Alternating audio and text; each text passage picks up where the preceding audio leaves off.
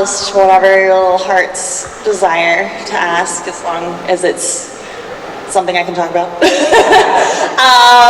So if you have questions, go ahead and line up at that microphone to give you time to think of things, because I know it always takes a couple minutes. I'm going to answer the first question that everybody always asks, which is, how did I get into voice acting? So, while I'm telling this story, think about other things to ask, okay? Otherwise, I'll just ramble at you for an hour about Kingdom Hearts, which I'm happy to do, but I don't know that you guys will love it. So, for those of you who don't know, probably if you're here you do, but I'm Erika Harlacher Stone. I have been voice acting for over a decade professionally now. Oh God. I'm best known for Persona 5, I play Anta Kamiki, Genshin Impact, I play Venti, Demon Slayer, Shinobu, Hunter x Hunter, I play Kurapika, and woo!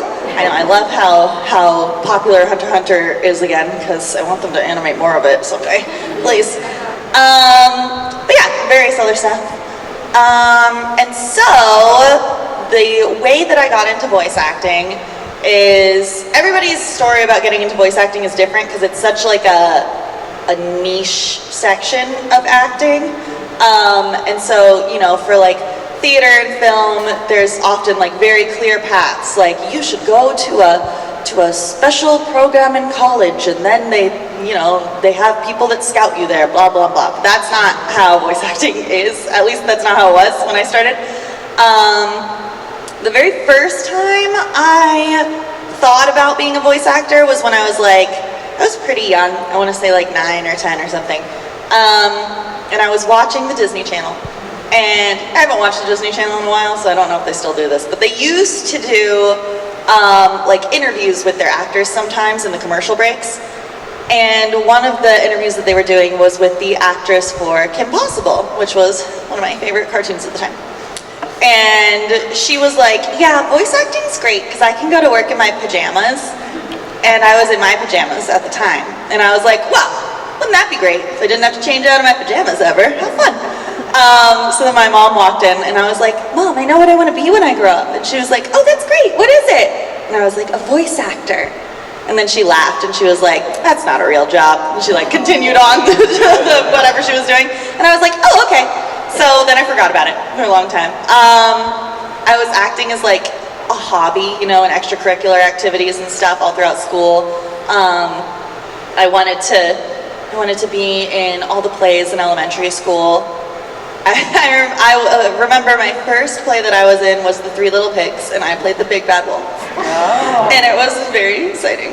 And that was in kindergarten, and then the next year in first grade we were doing Jack and the Beanstalk, and I was like, I'm gonna be Jack because he's the lead. And the teacher was like, well, no. you played the big bad wolf last year, which was like the biggest role, so we gotta give it to somebody else. Which I think actually I was a girl, they were like, you're not Jack. It was crazy. But so they made me part of the Beanstalk, and I remember being so furious. I had like one line, and I stood up and I said my line, and then I sat down and glared at the floor for the rest of the play. So that was my first projection in acting. Took it hard.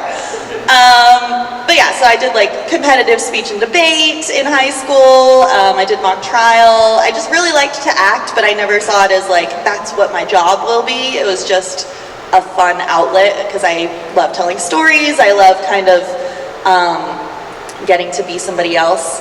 I don't know, I feel like I get nervous if I'm gonna, like if I was gonna do a presentation in school as myself, I would be very nervous. But if I was gonna go up on stage and be a different person, then suddenly I'm not nervous anymore because I'm like, well, that's not Erika up there. That's Beanstalk number 2. So I really liked that. It was like a thrill and a rush. But I was very good at like math and science, and so my parents were like, yeah, go be like a scientist or like a doctor or something. And I was like, okay. I wanted to be a veterinarian. And then I realized in my junior year of high school, that like veterinarians are often end of care life for animals, which makes sense, but I'd never really thought about it before. And I was like, oh no, I don't know if I can do that. So I kind of changed direction. I'd also done art since I was 5. So I thought maybe I wanted to like create cartoons or video games, because I'd never grown out of it. You know, all my friends had gone through the phase where they were like, I'm too old for cartoons. And I was always like, I'm not. When's the next episode of Danny Phantom? I'm ready. Fruits Basket, first crush was Kyo, you know, like I love it. I went to an all-girls school, and there was one time at lunch where, I forget how it started, but they were like, everyone go around and say what your type is, you know. And I was like, mine is white hair and green eyes. And they were like, what are you talking about? And then one of my friends was like, she's talking about that ghost show that she likes. And I was like, yeah, Danny Phantom, he's hot. So I was like, well, maybe that's what I should do. I should just continue with that path. So I went to college for graphic design and computer science, thinking, you know, I'd maybe program games and like create games or something. And then I hated computer science so much. It was, it turns out going to school with a double major in both a computer science and an art is a bad idea, because the computer science people were like, you have to use a PC. And the art people were like, you have to use a Mac. And I was like, well, I'm not made of money, so I have to pick one or the other. And I had a Mac. And then every time I would turn something in for my computer science class, they would be like, technically you're correct, but the layout's wrong, so you fail. And I was like, I don't know what to do, because this is how the layout is on the Mac, okay?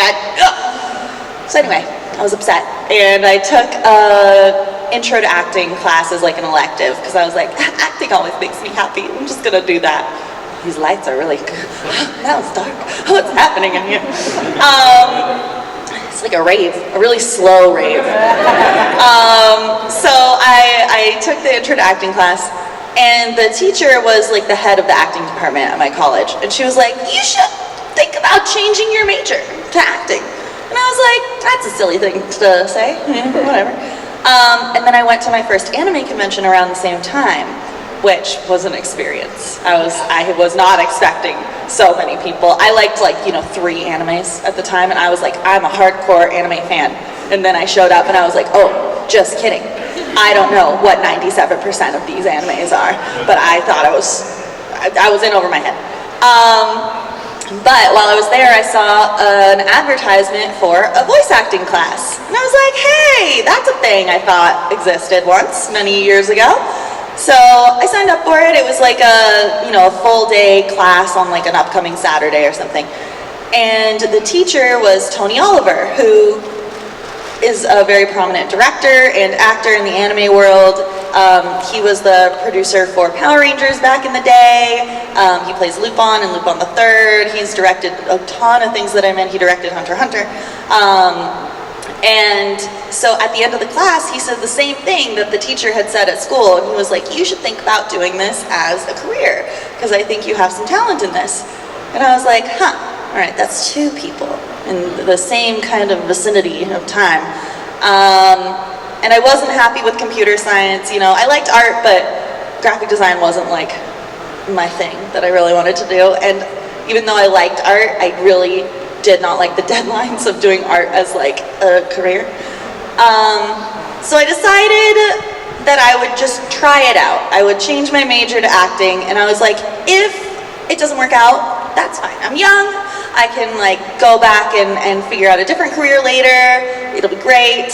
My parents were like, what happened? What about all your science and math and things? And I was like, sorry. I could play a scientist maybe in a show. And I just decided that I'd rather like look back and not wonder what if, you know? Like, I'd rather try and fail than not try at all and just never know if I could have done something that I loved. And so I think it was like a year later, I ended up getting an internship at Bang Zoom Entertainment over the summer. which they do a bunch of anime and stuff, and it was a production internship. And they hired me on into the production department after the internship was over. So then I worked there for like a year and a half, and they knew that I wanted to be an actor, so they were like, do you want to sit in on sessions and like see how it works? And Tony was directing there, and he was like, hey, I remember you. And I was like, hello, I'm here. I took your advice. And eventually they started giving me auditions, which I think were just at first kind of pity auditions because I was not that good, even though I thought I was really good. And I was, no. But I kept working at school on learning, you know, all the acting basics and everything, and I got better and better, and then I started booking things. And since I was still in college and now doing basically a full-time production job and now booking acting jobs, there was too many things to do at once. So I had to pick 2 out of the 3. And I said, finish college, because my parents would have had heart attacks if I had not picked that one. And then I decided I would rather be an actor than a producer. And so I left production, and 1 week later I got cast in my first like main character video game role, which was Aisha in Atelier Aisha, which was like 20 hours of recording, and I would not have had time to do that job if I hadn't just quit the production job. So I took that as like a sign from the universe that was like, good work, good choices, you did it. And then ever since then, I don't know, I kind of blinked and now I'm here. So yeah, that's how I got into it. Everybody's story is different. It's there's no clear path. So when people ask me for like advice on how to get into it, it's really hard to answer that question because I don't really know. Just like do as much acting as you can and take as many acting classes as you can find. Now because of the pandemic, which overall was bad, you know, we can all agree. It has made it easier for people who don't live in like Los Angeles to start getting into stuff like this, because now there's a lot of online classes and like they're more open to hiring people that don't live in the area, which is really cool. So that's one little tiny positive thing that has happened over the last couple of years in the industry. So hooray for all of you who don't live in Los Angeles. Anyway, that's the story. If anybody else has any questions, please line up here. Otherwise, I will just think about how much I love Kingdom Hearts. It's a really good game. If you guys haven't played it, you really should. I have a YouTube series where I'm playing through it with one of my friends who had never played it before, and so good. Thank you. Her reactions are very funny. She was not prepared. Hello, Kyoko Carrier, you look so good. My goodness. I wanted to ask if there's any like more obscure roles that you've done that you're like particularly proud of or that you wish more people knew about. Yes! Oh, I love that question.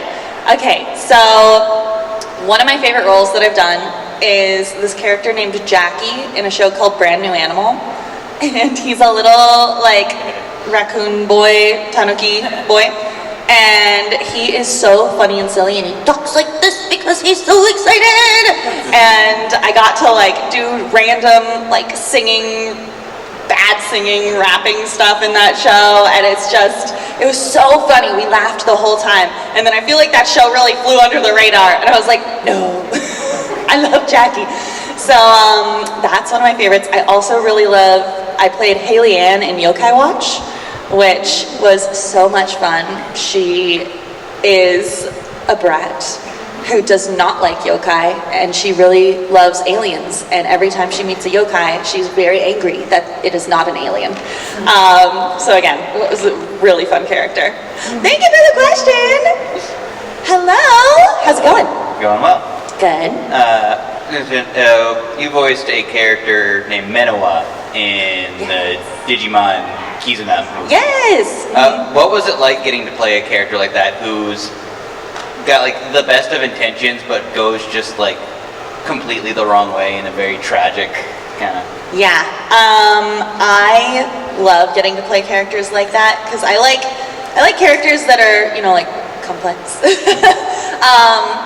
And also just getting to be in the Digimon universe was so cool. That was actually the very first project I recorded during the pandemic.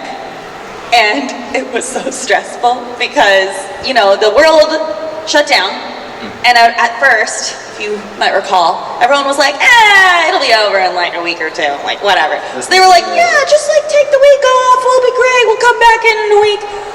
And then we all got emailed on like Friday, and they were like, hey, so this is gonna last longer than we thought, so by Monday you need to be studio ready. Your house needs to sound like a professional studio, otherwise we are recasting you and all the things.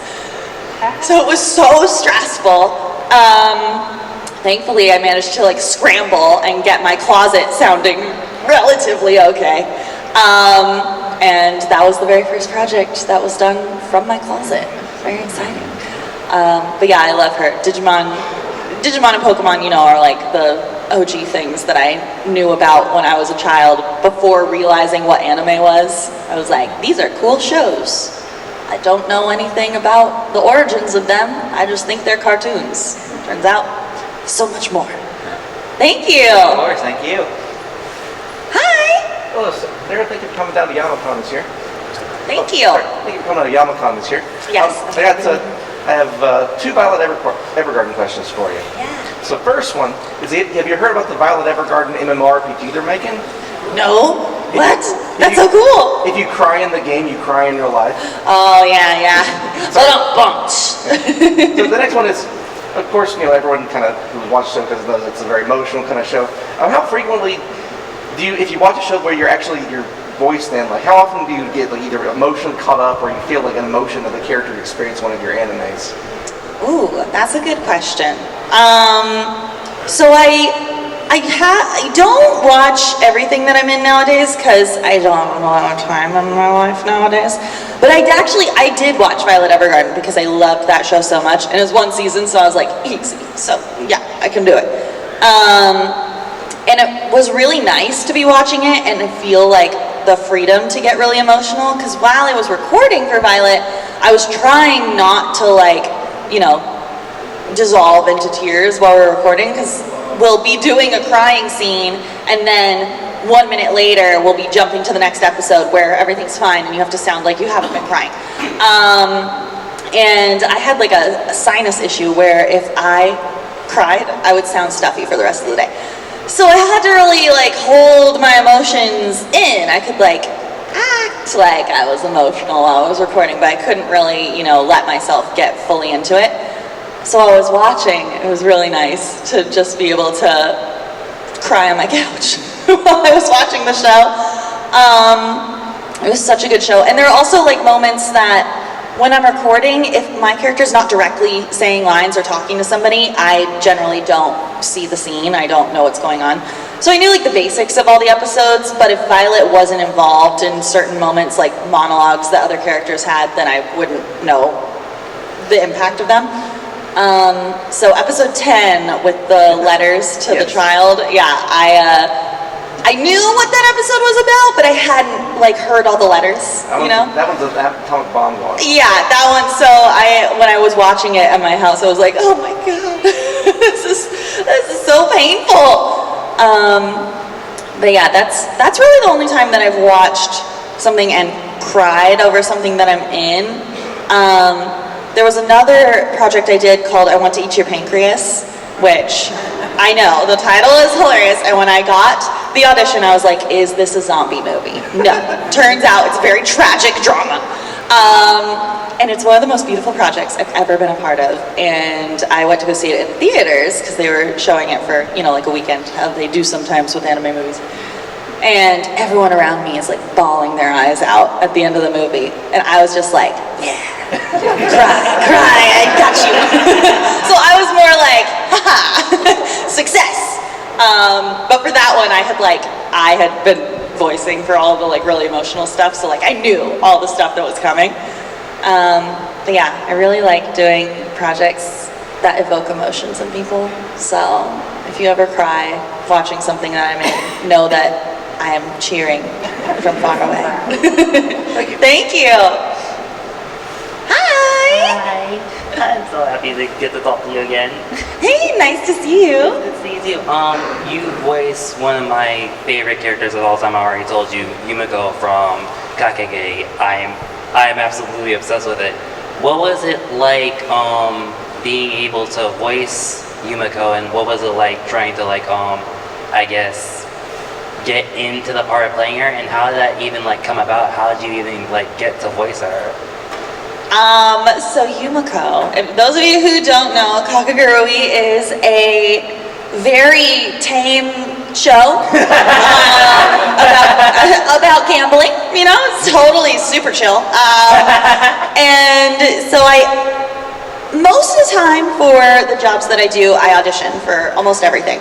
Every once in a while, a studio that I've worked at before will send an audition that I did for something else for a new project. And that's what happened with this one. They sent a previous audition that I'd sent in for a completely different show to the creators, and they were like, hey, she sent this in for something else, but I think she would be good for Yumiko. What do you guys think? And they were like, yeah. And so I got the email being like, hey, congratulations, you were cast as the lead in this really super tame gambling show. And I was like, okay. So I looked at the trailer and I was like, oh, very tame, super, yeah. So I went in and the casting director was like, hi, so I just want to make sure, did you like look up the show? I was like, yeah, I did. She was like, okay, cool, because your character, she really likes gambling. Like, she really likes it. And I was like, okay, cool. As long as it doesn't enter into, like, my character doesn't do anything, you know, like, hentai or anything. She was like, no, it's not hentai. And I was like, okay, cool. And so I was like, cool. So I went in to record, and I had never worked with the director before, which is Steve Staley. And so I was kind of nervous that my first impression on him was going to be me being a psychopath. And the beginning of the first episode, Yumiko seems super normal. She's just like, hi, I'm a sweet high school girl, regular. Wow, what a cool school that we're going to. And then it's like at the end of the first episode when she reveals her true colors of how much she loves gambling. So we got to that scene, and he was like, all right, let's do this scene, and then I have to take the scene and go to the casting director and have her review it and make sure it's good, because this is like the big moment, you know, for your character in the first episode. And I was like, okay. So we did the scene, and then he left for like 3 minutes, and I was just standing in the booth like, I hope it's okay. I think I was like very red after the first scene. And then he came back and he was like, it was great, she loved it, all right, let's keep going. And then after that I was like, okay, great. And then I just had fun with the rest of the show, because I was like, okay, perfect, now I know where we're going with this, it's gonna be great. And yeah, I love that show. I'm really hoping we do a season 3 at some point. The way season 2 ended, it really felt like it was gonna be season 3 coming up, and then they haven't done it yet, so fingers crossed. But I love Yumiko. She's very, it's a good way to like let off some craziness in the booth. There are certain characters where I'm like, great, I don't have to go to therapy this week because I'm just gonna scream in the booth and it's gonna be awesome. So, and she's one of those. Thank you. I love you so much. Thank you. Hello. Hello. I have some Kingdom Hearts questions. Yes. I'm first so off, ready to answer them. just two. But what's your favorite Kingdom Hearts game? And if you could play one character, who would it be? Okay, my favorite Kingdom Hearts game is Kingdom Hearts 2, which is the one that we're on in my playthrough right now, so you should go watch it. I feel that Kingdom Hearts 2 is perfect from every aspect. It has a great story and a great conclusion, and I cried so much when I was a 15-year-old child. I was like, I'm the same age as Sora, this was my life story, and I love it. So that will forever be my favorite game. Even though I did get to be additional characters in Kingdom Hearts 3, so like I feel like that one should be my favorite, but like Kingdom Hearts 2 is my favorite. So, and then if I could play any character, do you mean a character that already like is in the games? Yeah, it doesn't matter who played them. Like, Okay. it just, if you were like selfishly like, okay, if I could replace somebody. All right, cool. Yeah. I would want to be Kairi. Yeah. Because I love Kairi so much, and I maintain that someday she is gonna get the justice she deserves of having a big fighting scene where she saves everybody. She's been training for 15 years at this point. She deserves it. Well, they said they were gonna give it to us in the rhythm game, and then she morphs into Sora, and I was like, Sora, I love you, but get out of here. This is not your time, my boy. So yeah, I love Kyrie. Back before I was doing professional voice acting, I used to, with my friends, we would like practice random characters, you know? And one of the ones that I would always practice was Kyrie. Because I was like, I love her. She's my favorite. OTP. So yeah, that's my answer. But I would love to be a named character in the series at some point. Maybe someday. Thank you. Thank you. Hello. Hello. This is Kingdom Hearts time because I also have a Kingdom Hearts question. I love it so much. So I was actually going to ask what your favorite game was, but that was been answered. So what is your favorite team composition so far that you've been able to play in all the worlds? Oh, like my favorite team up? Yep. Ooh. Oh my gosh. Okay, so two of my favorite Disney movies are, okay, well I'll give you my top 3 favorite Disney movies.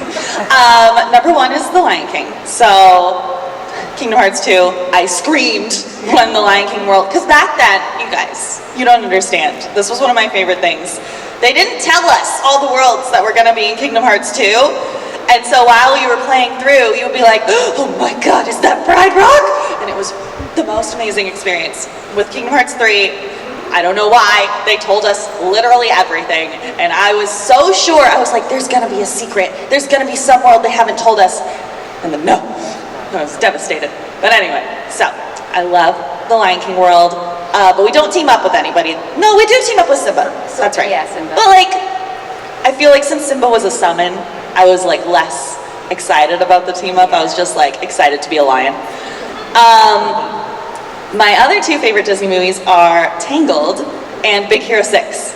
So, Kingdom Hearts 3, those team-ups, I was psyched about. Oh my gosh, getting to team up with Rapunzel, I was like, you are the coolest and I love you so much. And she was so cool with her hair, killing all the Heartless, swinging through the trees, it was great. And then Baymax, you know, I love Baymax so much. So, those are my favorite team-ups so far. I also liked that Sora, Donald, and Goofy pretended they were a superhero team. I was like, you dorks, you're not a superhero team. I love it. Thank you. Hello! Oh my gosh, it's 2 of my characters at the same time. Wow. You guys look great. I was wondering, what are your thoughts on La Signora? La Signora in Genshin. I think she got what she deserved. Don't steal from other people. It's very rude, okay? Especially from a god. That's just asking for trouble, honestly. Hello, my Hi. name's Nava. I have 2 questions. What was it like voicing for Genshin Impact? So fun. So I originally did not realize how big that game was going to be. I thought it was just like a little phone game, and I was like, they had showed me a little bit of the gameplay, and I was like, wow, it's beautiful. I hope people play it. Like, I hope a couple people like it and play it. And then it turned into what it is now. So, you know, before it came out, Venti's in a lot of the early games, so I had a good amount of sessions. I was recording for like a couple months straight, and it was before the pandemic, so I was going into the studio, having a great time. And then I remember we finished up, and I was like, wow, okay, cool, that was really fun. Hopefully there's some updates at some point where I can come back, because they had been like, we planned for this game to go for like maybe a decade or something, I don't know, so just like kind of be prepared to get maybe called back in. So I was like, bye. And then the pandemic happened, and then it came out during the pandemic, and everyone needed an escape from their lives. And then they were like, this gorgeous game that is free to download on my phone is the perfect thing to do. And then suddenly it was gigantic. And they were like, can you come back in quite often, all the time, to voice Venti again? And I was like, of course, I love him. He's a nice silly little bean. Okay, so I originally auditioned for a handful of characters, none of whom were Venti. I auditioned for Amber, and Lisa, and then 2 others who I forget, but 2, you know, they were all Mondstadters. And I actually got called back for Lisa, so that was what I did the callback for. Very different character. She's like sexy librarian, not a drunken bard boy. And so I went in, I did the callback, and then I didn't hear anything, which means I didn't get it. And so I was like, oh, bummer. but oh well, you know, that happens. And then the director sent me an email like a month later and was like, hey, we want you to come in for this other character. And I was like, oh, is it one of the other ones that I auditioned for? And he was like, no, not at all. He is a drunken 1,000-something-year-old guy pretending to be the cute boy, you know, great. And I was like, oh, okay. And he was like, you can do it. Don't, you know, we got it. Don't worry. So I came in, there had like 10 clients in the room, and they were like, no pressure. All right, do it. Go. Give us your best Bard boy impression. And so we worked on the voice for like half an hour to an hour, and then they were relatively happy. Happy enough that they didn't come back for the second session, so it was just me and the director, much less scary. But I was so excited when they told me he was a bard, because one of my goals when I get to be in projects is to sing, because I love to sing. And so I was like, oh my gosh, I'm so happy that you guys brought me in for a bard, because I love to sing. Oh my gosh, this is gonna be great. And they kind of looked at each other and they were like, that's nice. He doesn't sing though. He does spoken word poetry. And I was like, what? Why would you get my hopes up like this? And then crush them in one fell swoop. So I spent about 3 years, every time there was a session, I would be like, what if you sang? No, what if you sang at some point? And finally, there was one session this previous year, and I was pretty speedy, you know, we finished like half an hour early. And I was like, all right, so this last part, we've been talking in this event the whole time about how he's gonna perform a song. He's gonna do a song. I know you want it to be spoken word poetry, I get it, okay. But since we have time, what if just for fun, just to like be silly, I did a version that you want with the spoken word poetry, and then I did like a song version, just for fun, just for giggles. And they were like, okay, well, we don't have a tune, like, could you come up with a tune? And I was like, yeah, give me 5 minutes. So we went on a break, I came up with a tune, we came back and I was like, all right, I got it. I did one take of this random tune. And they were like, whoa, that was cool. Probably we won't use that though, because the other languages aren't gonna sing. And I was like, that's all right, but you liked it though, right? And they were like, yeah, we'll tell the higher ups that we liked it, and you know, maybe, but probably not. And then a few months later, I started getting tagged on TikTok in the scene, and he was singing. And they were like, oh my gosh, in English, Venti sings, that was very exciting. Ah! And so I texted the director and I was like, they used it, they used the singing take. Because he also had been every single session where there was a song. He was like, what if we sang it? He really wanted me to sing. And so we celebrated over text, and he was like, dude, yeah, it's awesome. Since then, I have not succeeded in that again. But my goal is, because everyone loved it so much, the fans were all really excited that he sang in English. And so I'm hoping that they saw the reaction, and that at some point, they'll let all of the different Ventis come up with our own tunes, so then each version is really unique.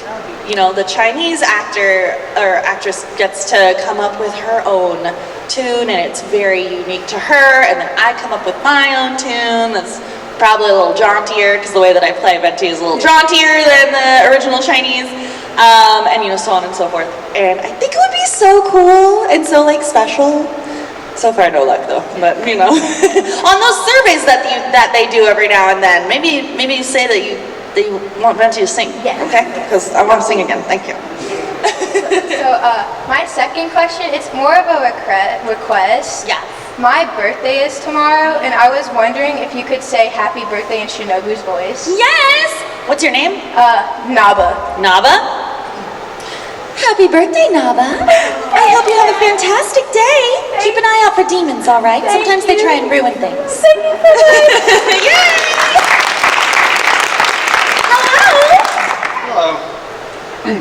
So, more Kingdom Hearts. Oh, yes. This is a great crowd. I love you guys. Sorry, that's like one of my all-time favorite video game franchises. You don't have to apologize. Honestly, I would have been happy to just ramble about it this whole time. But if Kairi is your favorite character, so I want to know, like, I was going to ask who your favorite character was and why. So if it is her, do you have a second? And I want to know your favorite scene from the games, because my personal favorite character is Aqua. Yes. I love her so much. And my favorite scene is from the end of 2, with the thinking of you wherever you are letter. It's a good scene. So Kairi I would say is my second favorite character actually. Sora's my favorite. I know I'm very basic. I played the first game when I was 14 and the second game when I was 15, so I was like, I'm Sora's same age, we're the same. He and I, we're buddies, we're pals. And I just really like his positivity. You know, he has a lot of dark stuff going on, but I like that he'll have moments of feeling like he'll let the hopelessness get to him, but then he comes back and he's like, it's okay, we're gonna get through it and everything's gonna be great and I'm gonna find my friends. I just really like that.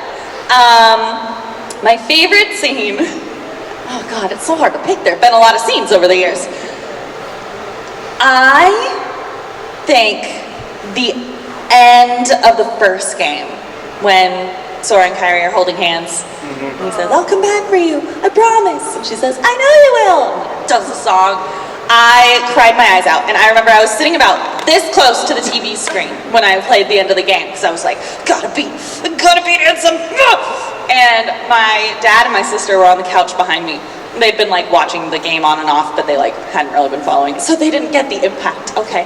And so I was crying on the floor watching this beautiful scene. And I remember my sister goes, you crying? And I was like, yes, it's so beautiful, you're not crying, look at this. And my dad started laughing. He was like, okay, well, I'm glad we got you this game. I'm glad you liked it. So yeah, that's one of my like most distinct memories from playing the game. So I love that scene so much. It's so beautiful. And now, having played into future games, it's okay. I know that he does come back for her. Spoilers. Thank you. I think the best Sora goofball moment is in 2 when Riku's like, how am I supposed to face everyone? Like this? Oh yeah. Oh, see, Sora's just such a funny guy. I love him. He's got some lightheartedness that I aspire to have. So, thank you. Thank you. Hi. I'm back. You're back. Hello. So you played Kirigiri in the games, right? And you got invited back to voice her for DRV3 as well? Yes. Right? Okay.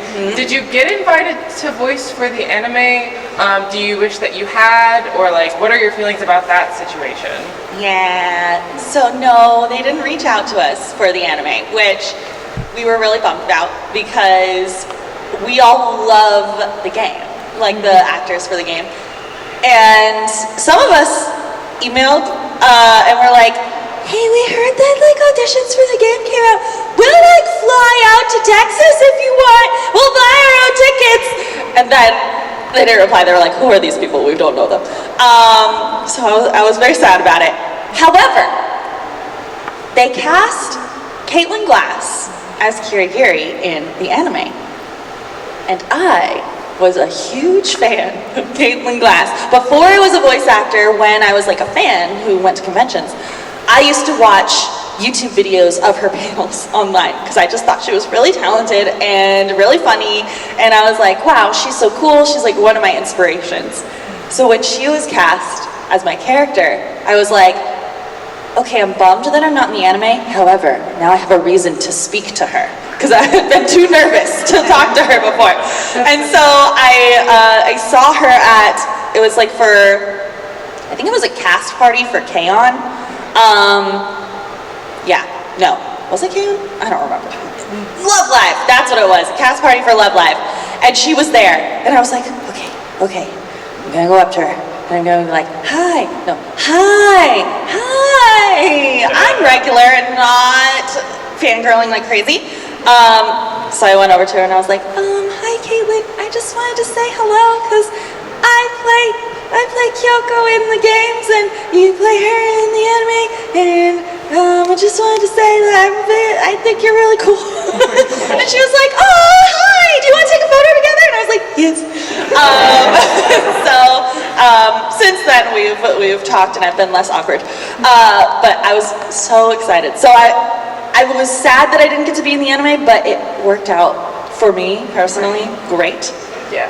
And then for season 2 of the anime, I think they realized that people really liked the game cast, so they did invite the game cast for the season 2 characters. So that's why those characters are mostly the same as in the game. But the first season are all Texas actors, and the game was recorded in Los Angeles. So they were like, we don't know you guys. Where are you? Who knows? So far away. Thank you. Hello. Hey, I have a question in regards to Venti. Yes. What was the best chemistry between the character and Paimon, in your opinion?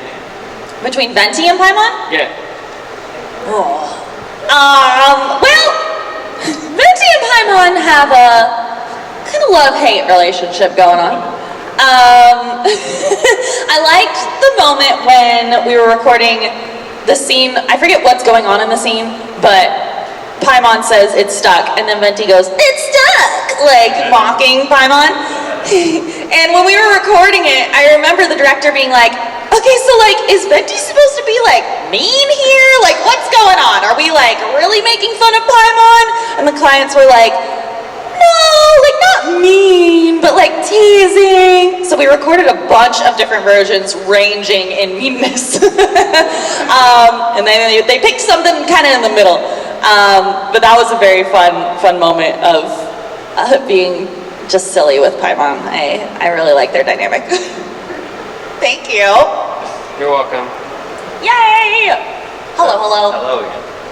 Quick observation is you mentioned like, oh, maybe I'll voice a scientist, but between Menoa and your character from Godzilla Singular Point, you voiced several at this point. Yes! I forgot my question, but let's go with That happens to me all the time. Yeah. Oh yeah. So I've asked several Genshin voice actors this, like Griffin Burns and Kaylee Mills also. What was the point that you realized, oh, this is something big? For Genshin? Yeah, for Genshin. I think it was the day it released, because immediately it was just like an explosion. On Twitter it was like trending like crazy, like hundreds of thousands of tweets about this game, and just like everybody was so excited. And because I don't think the company realized how big it was going to be either, so they hadn't told us if we could announce our roles in the game. Which, before it was out, I was like, whatever, it's like a little phone game, they'll let me know when I can say it or whatever. And then, once it was out and people started being like, hey Erika, do you play this character right here? And I wasn't allowed to say anything. I was like, okay, hello, can I talk about this game yet or not? And I really wanted to stream it on my channel, but I didn't want to start streaming it and then have everyone be asking like, why are you streaming this? Are you in it? Are you this character right here? And then I would get in trouble because companies are really intense about us talking about things. So it took them about a month to let us announce that we were in it, which sucked because Venti's first banner was for the first 3 weeks. So then I missed his banner because I didn't want to start playing until later, so I didn't get him until the first rerun. But yeah, it was pretty immediate, and I was texting with some of the other cast members that I know, like Zach, and I was like, hey, did you realize this was such a big deal? Because I didn't. And he was like, no. I just kind of went in and went, Windblade! Ah! And now it's this big deal. And I was like, yeah, I think we got ourselves into something a bit intense, which is very exciting. But I love how passionate everybody has been about this game. I genuinely really enjoy playing it. I think it's a really good game, which helps me be passionate about it back to you guys. So, thank you. Also, the Ferris wheel that you were on in Galway. Yeah. My friend who lives in Galway got stuck on that Ferris wheel for 3 hours. Oh my gosh! I'm glad I didn't get stuck. I would have missed my tour bus home. She was very excited when she saw that you were in Galway. Yeah! Yay! It was so fun. I loved Galway. Thank you. Hi, I had 2 questions, if that's okay. First, I wanted to ask, do you see a lot of like familiar faces across the projects you do, or is it like by the end, are you like, oh, I've worked with that person 4 times now? Yeah, so I don't, when I'm recording, I'm by myself in a little box, basically, sometimes with a window, sometimes with no windows. So I don't know who's in a project generally unless I ask, or until the cast list is announced. If I'm going in to record like an anime, and then I'm not the first one to record and I can hear some of the other people, sometimes I'll recognize the voice and I'll be like, oh hey, is that Zach? And they'll be like, yeah, it is. But yeah, it's generally at the end, and then I find out and I'm like, oh, we're in another project together, how exciting. It is starting to be like less common for me to be with the same cast of people so often, because when I first started it was such a smaller niche thing that just not a lot of people were voice actors back when I first started. So there was like a certain amount of us, and then we would kind of rotate in and out of all the different projects. And now I compete against hundreds of people for every single role, and I'm like, this is a lot more intense. So it's cool to get to meet so many new people nowadays. But I generally don't actually get to meet them unless I'm at a convention, which makes these extra fun for me. So then when I'm like next to other actors, like I saw Johnny in the green room and I was like, Johnny, I haven't seen you in years, even though we've been in various things together. So yeah, so we like conventions for that reason as well, to get to see all the actors here. Thank you. Thank you. And I also wanted to ask if you had a favorite moment from any of the Danganronpa games you were in. Oh, okay. It's hard to. I'll try to not spoil anything, even though the games are old, but still, if you haven't played them, you should play them. And they're murder mysteries, so I don't want to get into details. But one of my favorite little moments is after Kirigiri goes in the trash chute, and then she has the noodles on her head, and she's so serious. And they showed me the little image of her. They were like, it's really cute. She has like a cup of noodles on her head. And I was like, should I be like aware that I have noodles on my head? And they were like, no, serious things are happening. She doesn't care about the noodles. And I was like, okay, great. But I really like that moment. And during the game, intense things are happening. So I like that part of the story a lot. And then I gotta try to really not spoil things for V3, but that whole experience, I'll just say, they didn't tell me anything before I went in there, and so I had the same experience as all of you while I was recording that game, and that's all I'll say about that. But yeah, it was very fun. Awesome. Thank you so much. Thank you!